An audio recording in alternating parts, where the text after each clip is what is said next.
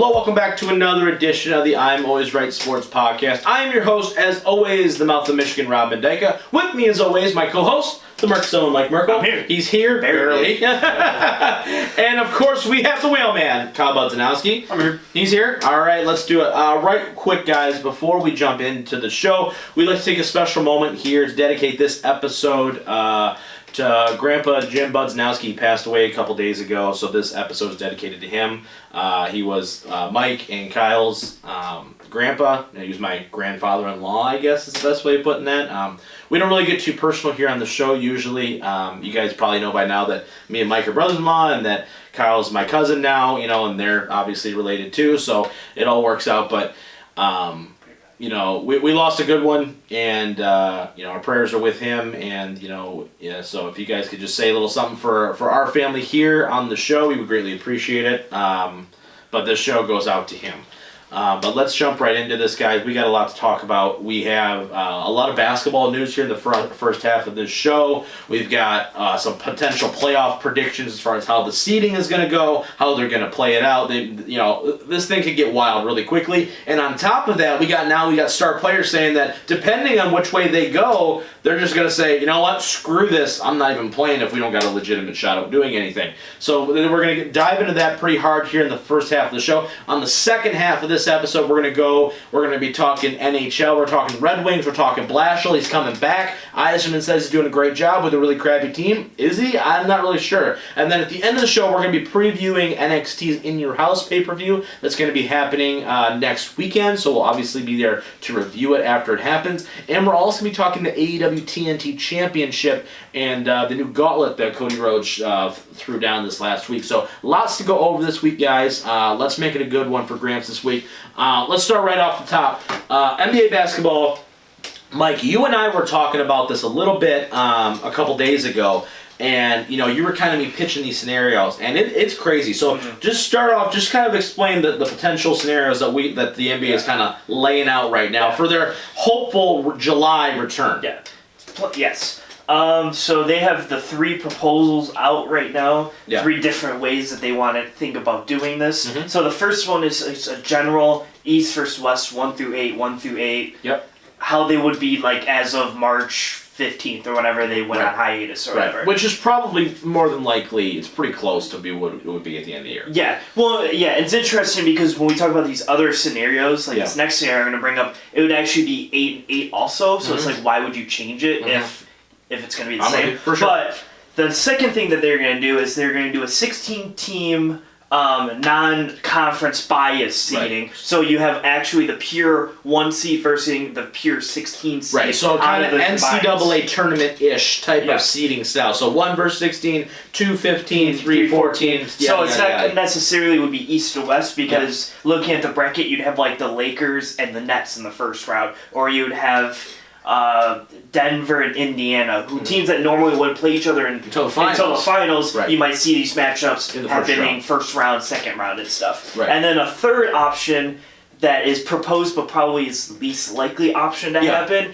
is they want to do a group series. So they're going to get 20 teams, kind of like how FIFA does it. You take 20 teams, the best 20 teams. So that would include teams like the Trailblazers, Pelicans, and Spurs, I think, are some of the teams that you would add on the fringe teams. Yeah. And then what you would do is you put them in a group of 20. You basically pull names out of a hat. You pull the first 5 names, they're in Group A. Yep. Next 5 names, Group B. Next 5, C, D, etc. And you would play all teams in your group twice. Whoever has the top 2 teams with the best record in that group advance to make 8-team playoff. And then those 8 teams would get reseeded and then would face each other to the finals. And that's just a 1 through 8, right? It's not it'd go 1 through 8, but then say Milwaukee comes out of it or whatever, since they're the number 1 overall, they get the number 1 seed.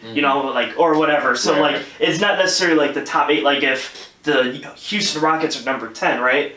And they're the worst team, then they'll play Milwaukee or whatever. Okay. They get reseeded based on how they are right now. Okay. But it reseeds. I got you. Okay, cool, for sure. So lots of information to take there. So Kyle, first off, I'm going to ask you which one, take your Lakers bias out of it for a hot second here. I know it's hard for you, but What is, in your mind, what's the best way to get a true fair champion in uncertain times like this? Like, is it just, we just stay with the 8 and 8, or you want to go 1 through 16? Because it'd be something that, some fans have really clamored for that just off, from the get-go. It's like, to make the regular season mean that much more. It's like, you want to be the number 1 seed and have the easiest road, you got to be the best team, or this possible group stage type of scenario. Which one do you think is going to give us the best possible matchup to crown the best champion, possible here? I just have a question. So for the 1 through 16, like how many games in the series is like? There's supposed to be 7-game series. So 7 games. So All yeah, so it's still gonna be the same. It's same amount of games. Okay. It's just you're gonna maybe get some more East versus West. This is all the the matchups. I'm pulling my phone over to Kyle so he can look at the matchups. But yeah, so hearing all those different scenarios, I like the 1 through 16 the most. I think it's kind of like, you know, we have like the NCAA style. The Clippers do not like that. Clippers in the bottom left. Yeah. But I like how it has that NCAA style. It gives you a little something since we didn't get the NCAA season this year. Yep. And then obviously, like you said, it makes the regular season mean that much more. Mm-hmm. So if you like the Milwaukee has 1 seed, they're gonna play Orlando's. But it's like in a situation. It's a situation where it's not like a 1 seed for a 16 seed in college, where like the 16 seeds like got New Jersey Technical Junior College versus whoever. This is like, okay, like you're playing Orlando. Theoretically, there's a slim chance, but theoretically there is a chance. Like they're both professionals. Like like I can. We say that, but then like we saw last year, even if it was 1 through 16, the Bucks would still play the Pistons. The Pistons would have gotten spanked either way. Oh, yeah. So, but hey, they made it close for a game until the fourth quarter. Mm-hmm. Yeah. Jeez. But I just like kind of mix up. Blake doesn't get hurt. We get a game, maybe. Maybe. But yeah, I just like how you have the mix up of conferences, and that's just kind of what I've been thinking. Yeah. Do you think that? Now, Mike, I'm gonna ask you. Do you think the NBA needs to change it up just this year? Like the NHL is already kind of going with a modified rule set. Do you think just?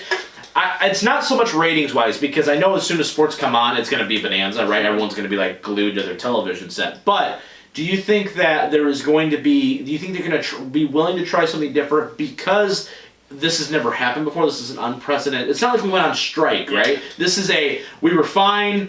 And then all of a sudden we're like it's a hard dead stop. So do you think the NBA is like, you know what? If there's a time to experiment and to try something different, now is the time, rather than risking doing it later on, where then there could be possible backlash and stuff. I do think this is a perfect time to test out. Yeah. However, I don't think it's the true best way, because I look at it and go, this is the worst year to have it also at the same time, because you don't have like 10 teams in the West and like 6 in the East, where this actually makes a difference. You still have 8 and 8. Yeah. So then at that point, I'm like, if you have 8 and 8, just do East versus West. Because like the proposed way is 1 through 16, but that's because you're not taking the 16 best teams necessarily. Yeah, you're still taking 8 and 8 from each side at this point. And like this year in specific, like say like last year, I don't think the Pistons would have made it in the 1 through 16. No. Because I think there were 2 or 3 teams in the West that had a better record, missed out, right. but they just missed out. That year would have been cool, because then you would have seen the 10th best team in the West playing, the Bucks or whoever the number 1 seed is. Yes. And that's like, now that's interesting, because now you have more West teams. Then that's where the emphasis on the regular season, where you can't go 500 anymore and make the playoffs, because you're just going to get killed. Now in the West, you have to really try for all these games, because seeding matters, right? Seeding matters. Right. There could be a year where only 4 teams in the East make it, because those are the top 4 teams, and everyone else is worse than these West teams. Right. Just this year in particular, since it matches out to 8 and 8, I just think it's like just do East versus West, because honestly, I think the only way the NBA would do this is like. The only way I feel like it would be like a slam dunk for the 1 for 16 is if the Clippers and Lakers could magically wind up in the finals. Like if they had if there was no Bucks team, like 'cause that's the biggest opposition on the Clippers side of that bracket. You showed me the bracket before, where like if that they would probably potentially meet at some point, So like if the Lakers and Clippers had like the easiest paths possible, where like everybody else was just okay, like if it was just a whole bunch of Houston Rockets teams, then I'd be like, all right, this is the finals. That's the only way I could see them being like, this is the way we're gonna do it, because we want to get the biggest city, right? Los Angeles, the 2 teams. Now like, oh my gosh, the Clippers are gonna be good, and obviously the Lakers with LeBron James, and you're like, this is the biggest money matchup we could possibly have. Like, Yeah. as good as Milwaukee is, nobody talks about Milwaukee. Outside of Giannis, they're a very good basketball team, probably the top 3 team in the entire league. But at the same time, it's Milwaukee. It's not a big market. Nobody gives a crap about Milwaukee. You know what I mean? So if this was a Dallas or a San Antonio, hell, even a Detroit, I would say you would have a better chance, because of the history that goes along with it. But other cities like that, like Toronto, even they're like, man, Toronto, it is what it is. Like if Boston was as good as Milwaukee was, they'd be like, all right, we're okay, it doesn't matter. You know what I mean?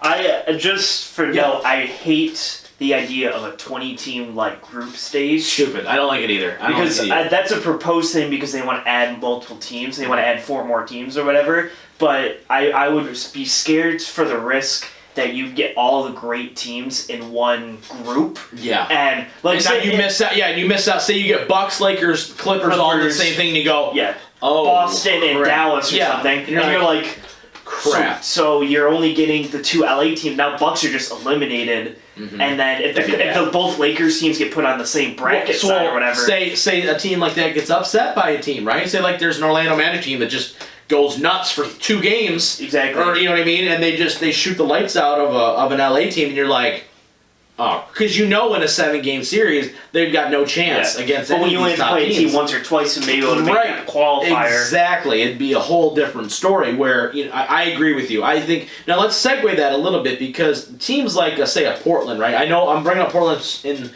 specifically because Damian Lillard's already come out and said, if I don't think we have a legitimate chance at getting there, then I'm not playing. Yeah. So... And I'm sure the sentiment is probably shared among some of the other ones. Luckily, a lot of the top stars in the league are in teams that are like, we're a 2 seed, we're fine, regardless. Yeah, exactly. You know what I mean? But is there any hesitation, Kyle, I'm going to start with you, is there any hesitation for you as a fan to be like, man, no matter what playoff format they go with, are you concerned at all that we're going to see some of these top stars just kind of be like, you know what? I don't think we got a shot anyway. I'm kind of already in off-season mode. Like, I'm training, but I'm not training hard, and I'm just kind of coasting. I don't really want to go out there and get my ass kicked in 4 games. You know what I mean? Like, are you worried at all that we're going to see some of these teams that are maybe in the middle of the pack that just go, you know what? Send out whoever, I don't care, kind of thing. And we're going to not get the best possible playoffs that we could get. Because looking at this, as we've talked about before, the NBA has never been more balanced as far as, star allocation to teams. You know what I mean? So... Are you worried at all that we're going to see kind of sloppy play because some of these teams go, we don't have a shot anyway, so why try? Yeah, I think especially with those middle of the road teams where they have that 1, maybe 2 stars on their team that they're probably not going to win against a good team, but they're going to be in the playoffs and play these good teams. But especially a guy like Damian Lillard who's played at Portland forever his whole career and really is won nothing. I think. Hey, they made it to the Western Conference Finals and got decimated. It's fine.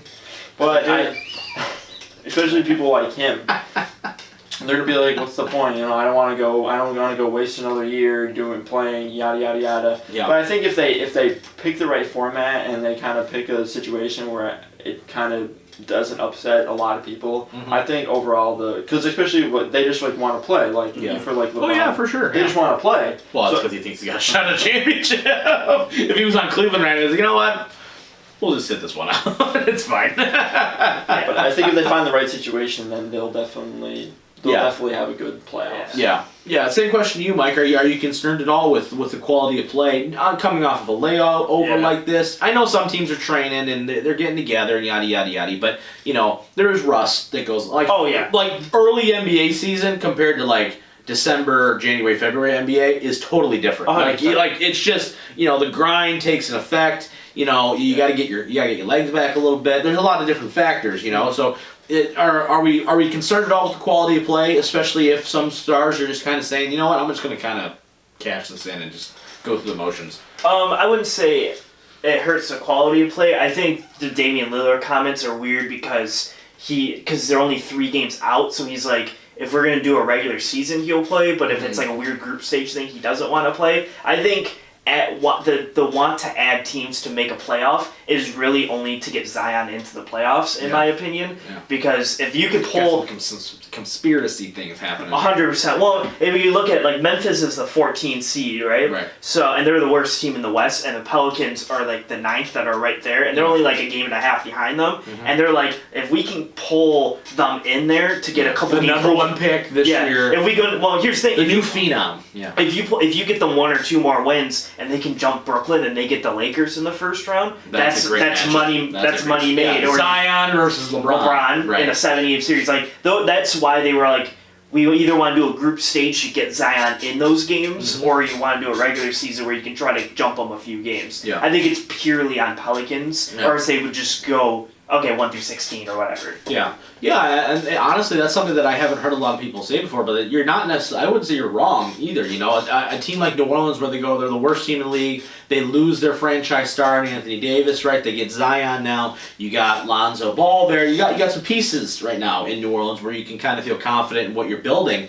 You know, I wouldn't be shocked for them that there's some ulterior motives there. Like, they would never do this for a Detroit or a Cleveland or anything like that. Like, they're just like, nah, it doesn't matter. You know they're in the weird spot where Zion's such a big name, and there's so many stories woven into a Bucks or a Lakers game, a 7-game series, where it's just... Well, just, money because they want something to build off of, right? Yeah. They, like, LeBron's, 36, 36? 35. So, like, he ain't going to be here that much longer in the grand scheme of things. They need other Kawhi's in his 30s, You need people to build the league around, you know what I mean? There is no more Dirk. There's no Tim Duncan. There's no weird group of 5 Piston players that, for whatever reason, win a lot of games. Like, you know what I mean? There's nothing that you can hang your hat on to be like, okay, so they need guys like Ja Morant and Zion to really turn up and be awesome, Because if not, you're like, we just got a whole bunch of good teams, but not anything, like, nothing special, nothing to draw fans in, Like, Steph Curry shooting threes and missing them all in the finals is only going to get you so far. You know what I mean? So facts. I'm throwing shade, but I'm sorry, but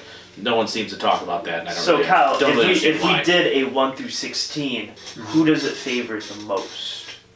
I know who it doesn't favor. I know exactly who it doesn't. Hardcore. Clippers get the hardest straw of them all, but... Who does it favor, though? Oh, yeah. The Bucks and the number 1 seed, probably the easiest road, hopefully. But Until they play the Clippers. Until they play the Clippers. Oh. Well, I say that because if you want to look Can at I see this? Can I Yeah. see this real quick? the Lakers hypothetical matchup, so you get Brooklyn in the first round. Then Houston or Then you Utah. probably get Houston or Utah. Probably Houston. The Lakers have a very easy. And then they play Oh my Denver or Toronto gosh. in the conference final. Where you look at Milwaukee, they get the Magic in the first round. Then they probably get the Heat or OKC. Yep, and then they get the winner of the Clippers versus either Boston or Philly. Yeah. And that's a hell of a matchup to start. 5-12 matchup right there. Why are those always the best matchups, man? 5-12 yeah, series. my Always goodness great. gracious. But like, hell, even Denver, Indiana, for me, would be a great watch because they're so like, they're like polar opposites of all the rest of these teams in this league are like the two where they're like, hey, we're going to play some defense. That bottom, you know what I mean? The bottom right division is a little rough for me. But, Yeah. But no, I think it definitely favors. The Lakers have an easy road. Yeah. Like, all they have to do is just like, we just have to play basketball, and they're going to win. You know what I mean? Like, there is not a single team on that list where I go, there's a, like, even Toronto's the 4, right? Or the 3? Yeah. And no way. No freaking way in all get up are they coming in. Like, sorry, Toronto, you had your run, but, like, there is not a single iota of, unless LeBron James breaks his leg and turns into an ostrich, like he walks like this instead, there's no way they lose that series. There's no way. Like, if they lost LeBron, I'd still think it's a close series and nothing else, but, like, come on, you know what I mean? Like, you got your ring, let's calm it down. But, I still think the Lakers are obviously the favorites in that. What would you guys rather see before we go to break? Lakers-Clippers in the finals or Lakers-Bucks? Because just the way the 16 is, like, the only other way we would see it is Clippers-Bucks, but let's just assume they're going 1 through 16. Yeah.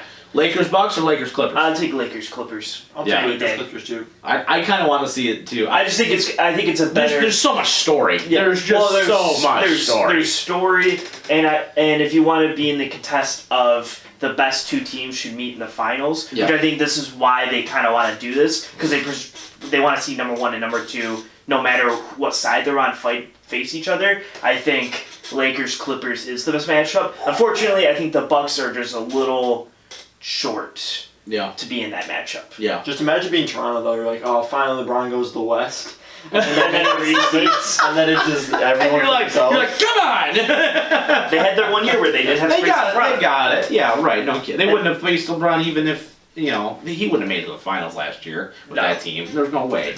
But they were still healthy in the Western Conference Finals for the most part. The Warriors were. So Yeah, outside losing KD into the finals. Yeah.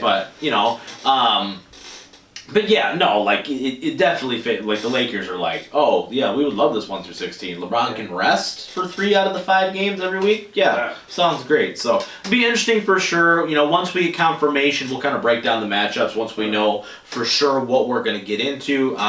Really looking forward to this NBA playoff season for sure. It'd be nice to have live sports back. I'm really tired of watching replays of old games. I can watch replays.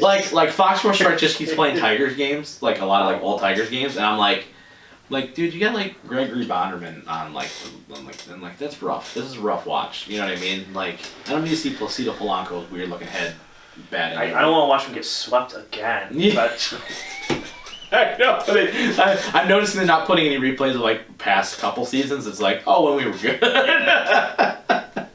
Where we just get destroyed by Chicago every week, but it'll be fine. All right, after the break, we're going to be talking Red Wings. Jeff Blashill's coming back per Stevie Y. Is it the right move? We're going to ask Mike. He doesn't like it. Kyle, he doesn't even know what's going on. He didn't even know hockey existed until 2 days ago. But we're going to be talking that. We're previewing NXT's In Your House pay-per-view. And, of course, we're talking a little bit AEW and that TNT Championship, which is kind of gross. But hopefully there's some hope with it. Coming up after the break. Stick around. Ha! We fooled you. There's no break today. We're giving you a special commercial-free episode. We're just gonna jump right into the paint here, so to speak, and let's talk some NHL news. We don't talk a lot of hockey on the show because, quite frankly, what is there to talk about? Our team sucked. So until there's something to give me some sort of hope or anything. I know we say that we talk Lions a whole bunch too, but it's the NFL. It's different, all right? There's always some kind of in some regards, you could feel like when the Lions do something, you're like, oh, you can convince yourself. But they're never the worst team in the league. The worst team. Shut up, all right? That's what I have to say. Shut up. Anyway, but there is some Wings news to be talked about, right? Steve Yzerman had a press conference last week. He basically said that Jeff Blashill's coming back. That was met with, I would say, as generously a mixed response. Mm-hmm. Mike, let's just start with you. Let's jump right in here. I mean, do you like the move? Do you not like the move? I felt like we've been talking about this for 3 years now, basically, like whether or not you should keep coming back. But, with Yzerman's response where he's like, this team is awful. You know what I mean? Like, this whole roster is garbage right now. So he's like, what do you want them to do? Kind of thing. Which in some regards I think is refreshing for a GM to be like, yeah, the old guy was awful. Like, he sucked.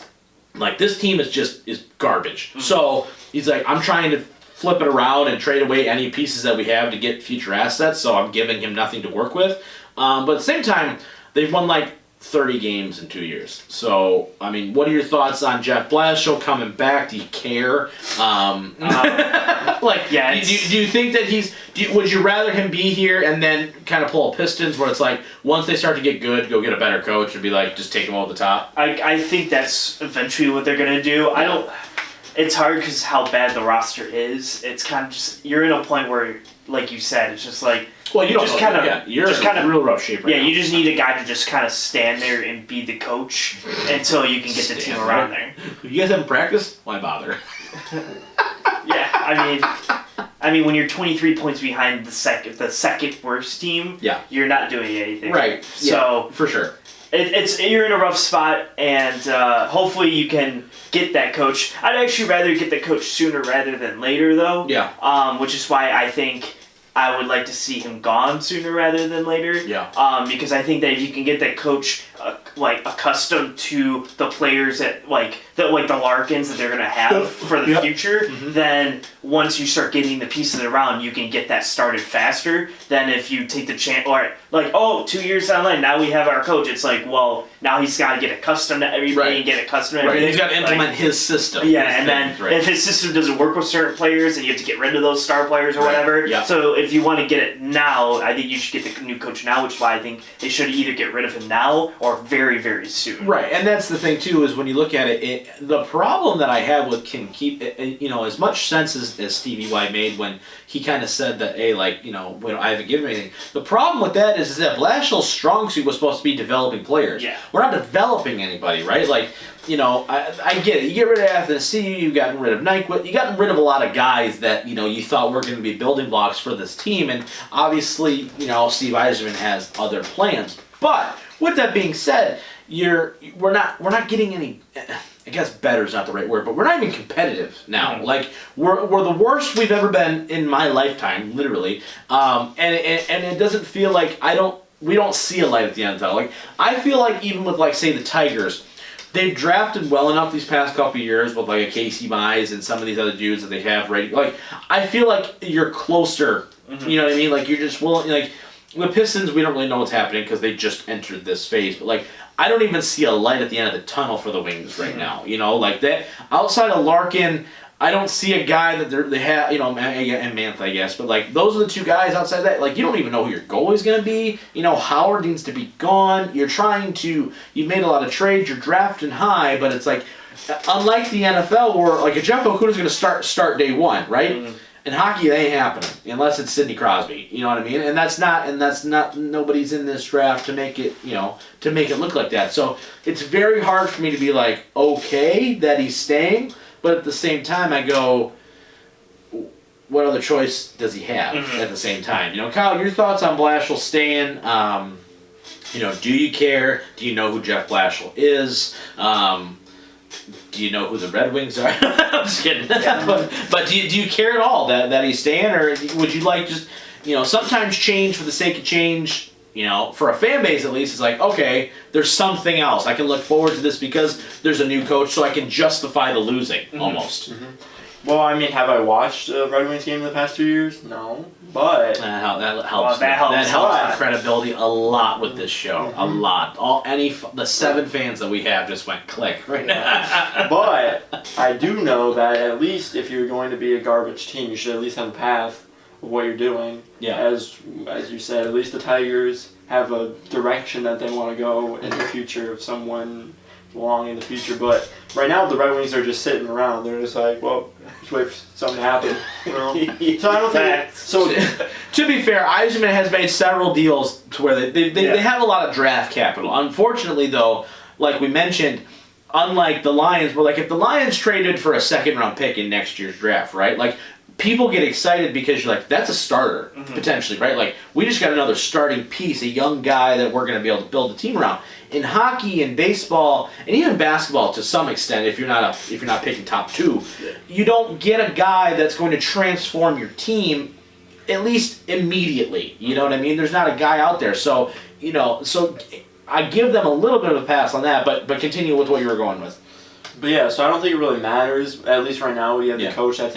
I guess you could say, okay, you want the right coach with the right system for your future. Mm-hmm. You don't want to have you want to actually build up a team and then find a new coach where he has a brand new system, and then all these guys don't like what he's doing, and then now you're okay, we have the players, but now we don't have the system to go along with it. Right. And then you might have to start all over again. No one wants to do that. Mm-hmm. So I think right now, I don't really think it matters if you get a new coach. I think change is good, obviously, but I think more importantly is getting the drafts. I think the important thing too is that I think we have the right leadership. Yeah. You know what I mean? I do believe in Steve Yzerman's vision of what he's trying to do. I think he did the one thing that I think anybody else looking outside of Detroit went, this needs to happen, and he went, all right, Holland was clearly not willing to tear it down, right? He was trying to hang on to whatever talent they had and try and build and try and make stupid trades to kind of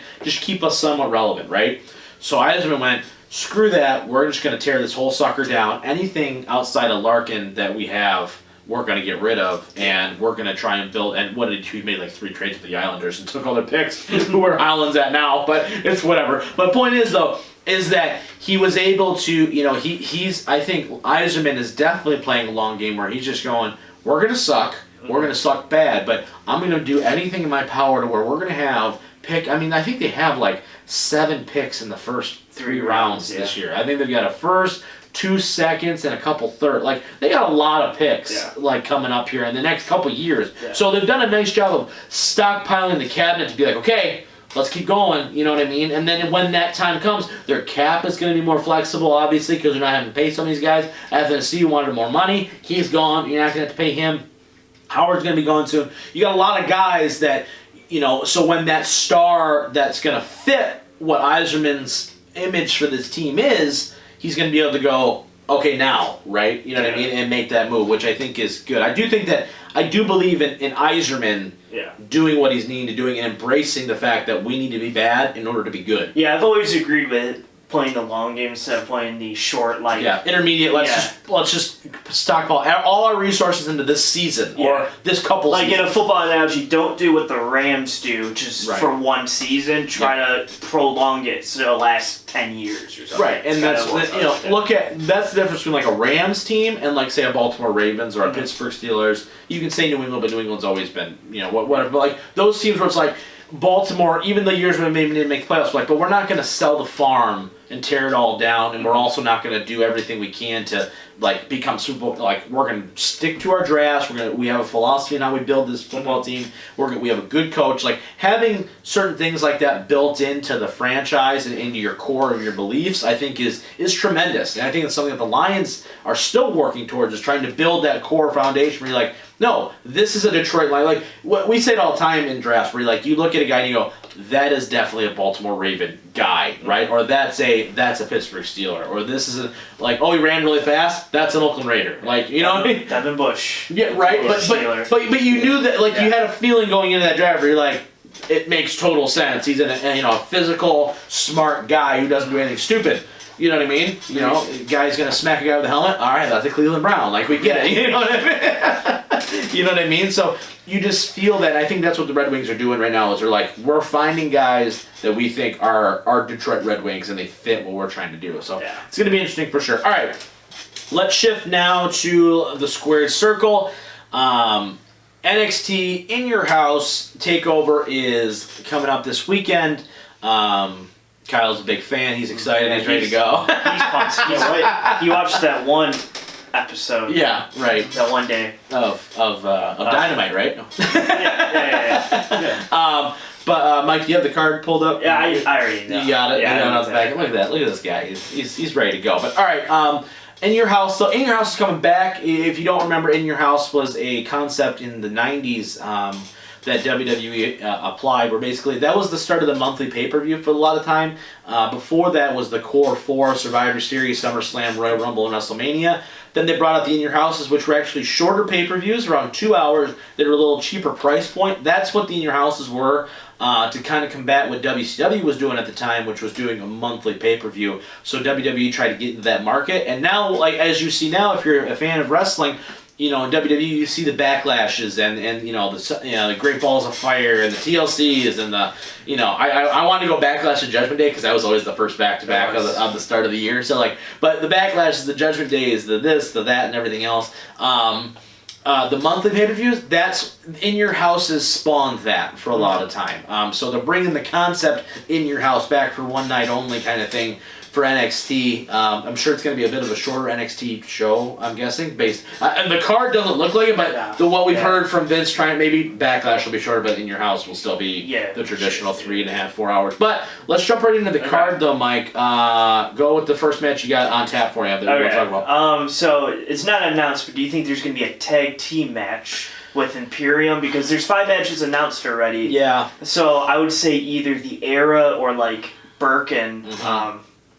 Danny Burke and only Morgan. Danny Burch, yeah. So if they're in a match, do you think Imperium loses? No. In a hypothetical. I don't even know if there's going to be a tag match. Quite frankly, they already got 5 matches. Yeah, they have 5 matches. They have this cruiserweight match. I think is going to be on there, right? It's not. No, it's on Wednesday. Oh, stupid! What? Why? Well, that's all right. I'm already annoyed, but it's fine.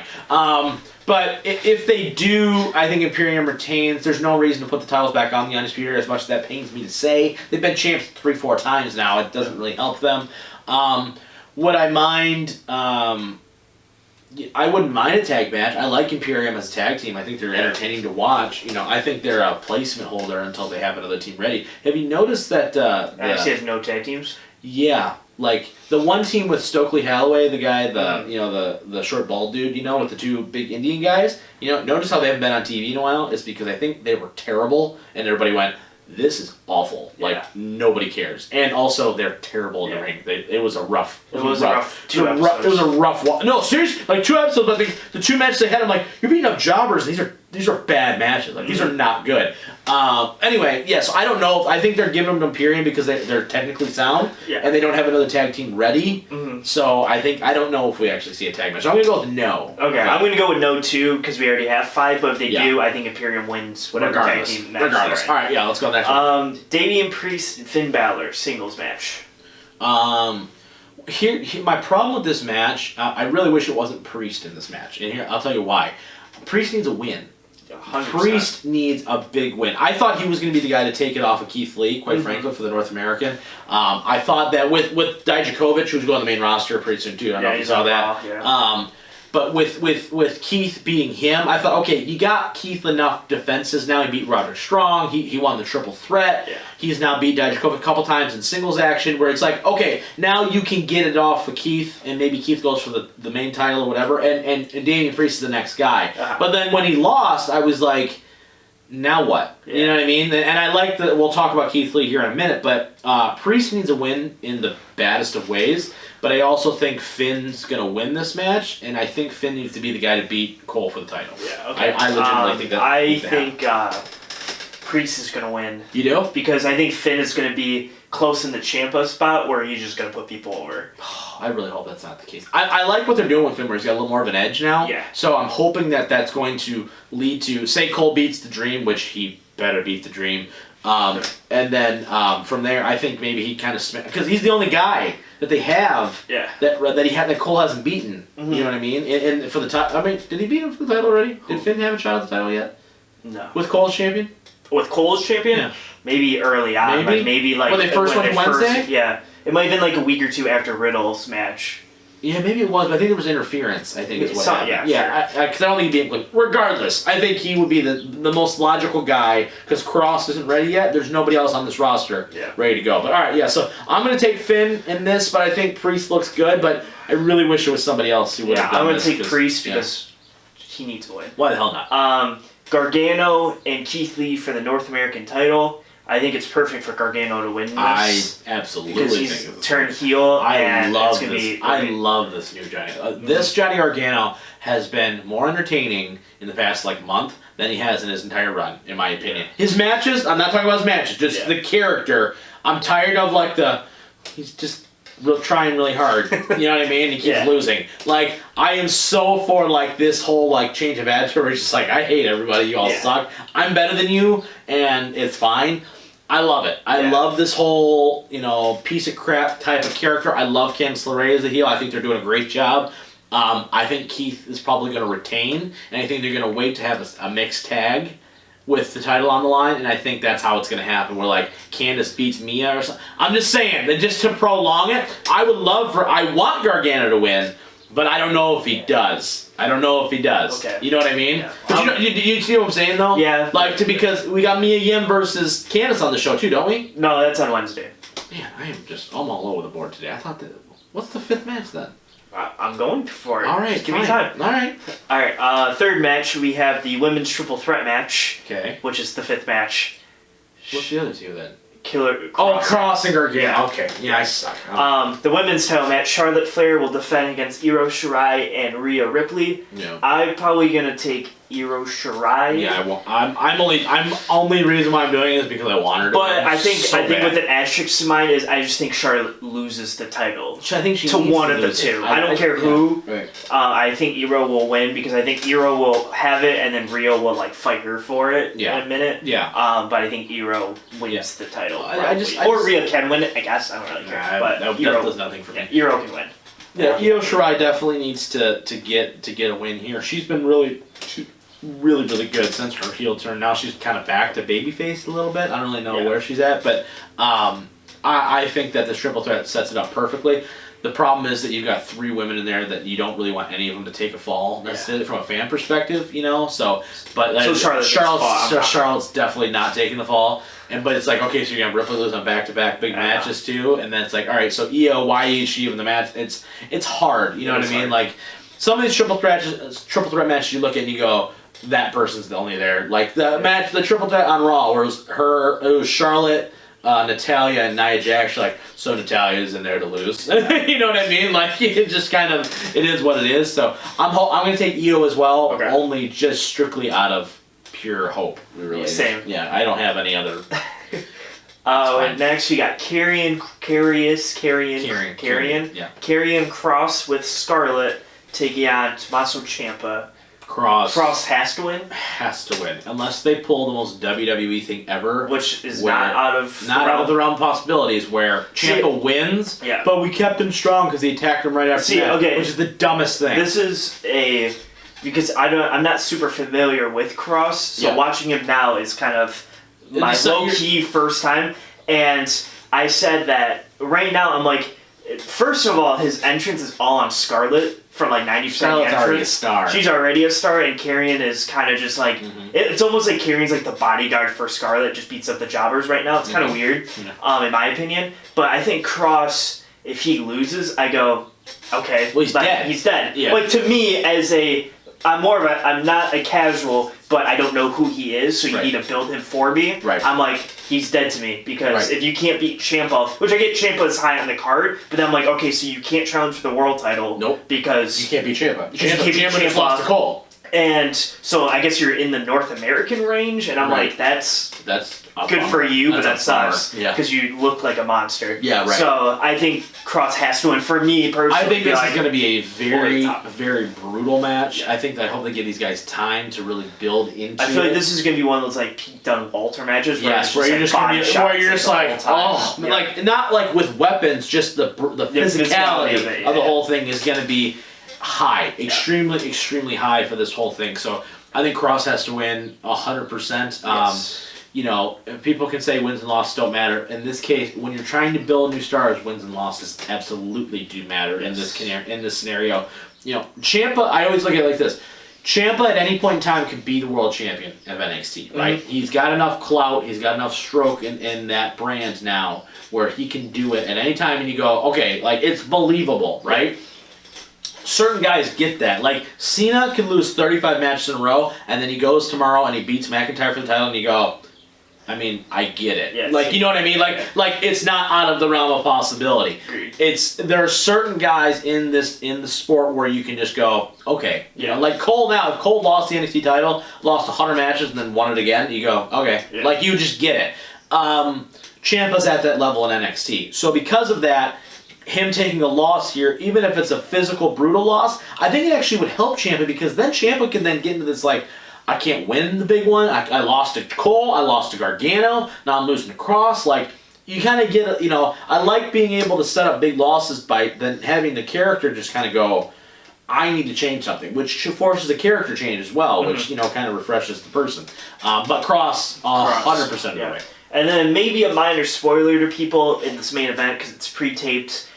So the match is like a cinematic match. I don't know if even you know this. I just see that. It's apparently it's like a drive-in to the outside, and basically the people are putting their cars around and they're fighting like on the cement outside. Oh, okay. So they're doing like an Eddie Guerrero John Cena match did, like a street fight thing. They did? Yeah. So it's like a street fight. Cena's career. Yeah. So it's like a street fight where they're in either the arena. Well, they're gonna surround everybody with cars, and then they're fighting with all the lights and everything. Yeah. Okay. I don't even know if the match has to end in the ring. I think it's. I think it's just gonna end. It's just gonna end like wherever. Knockout or something. Yeah, and then the caveat is if Velveteen loses, he can't challenge for the NXT title as long as Cole is champion. Right. Which is basically saying that he's gonna lose, because then when Cole drops it, he'll just fight whoever's after Cole. Exactly. Well, and two, with the allegations that Velveteen Dream is still kind of going through with the whole like being naughty on the internet, quote unquote. I'm not going to get into too much detail on that, but with that being said, and also the fact that this feud is dull and is dry and there's no build to this whatsoever,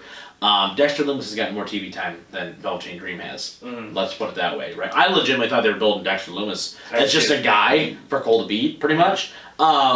So, you know, I think Cole has to retain, and that's why I'm saying Finn is. I'm thinking Finn wins and then goes on, just because there is not a single guy in this entire brand right now that you can tell me legitimately has any kind of chance to beat Cole right now.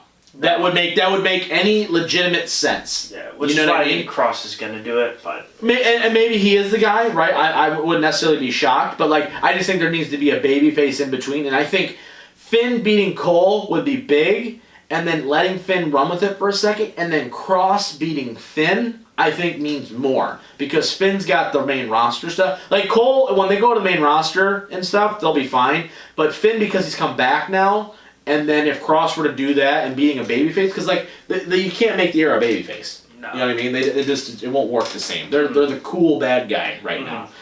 So I think Cole retains. Do you have anything? Not different on really. that? Yeah. I don't think Velveteen can win. Again, it wouldn't put past if WWE decides to put the title on Dream just to call the era up like tomorrow. Yeah. But right now I'm going Cole. Yeah. All right. Yeah. Pretty easily. It's this card on paper, like match wise, looks good, but it just feels like I'm just kind of like, all right. You know what I mean? Like I'm kind of going through the motions a little bit.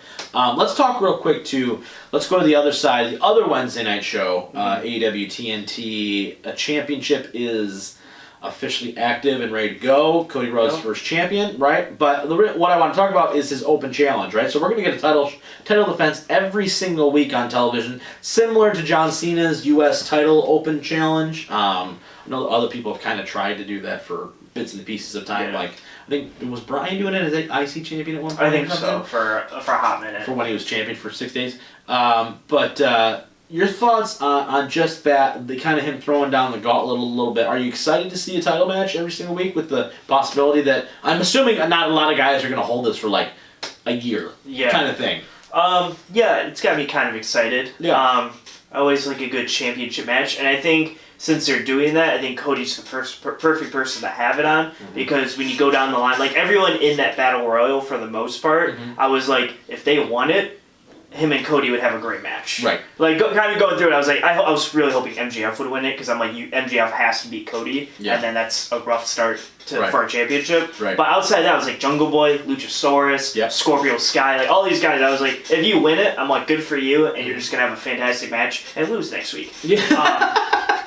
But it's going to be a great time, and it's going to be interesting to see the one guy in like a month or two who's going to like finally overcome it. And that's the key, right? Is when is it going to? You have to tune in every week to watch it, because you don't know when it's coming. Because when it does, you're going to be like, and if you miss it, you're going to be like, of course, the one time I don't watch is the time he drops. And when he does, and you're right, Cody is the perfect guy for this, because when you look at who he is, the clout that he has of the wrestler, right? Just of the guy, and in the fact that if he goes on a bit of a streak like when Cena did, and then you're like, okay, you know, like when Sami Zayn faced Cena, everyone thought Sami Zayn was going to beat Cena that night. There was not a single person in that ring was like, oh, Cena's going to, you know what I mean?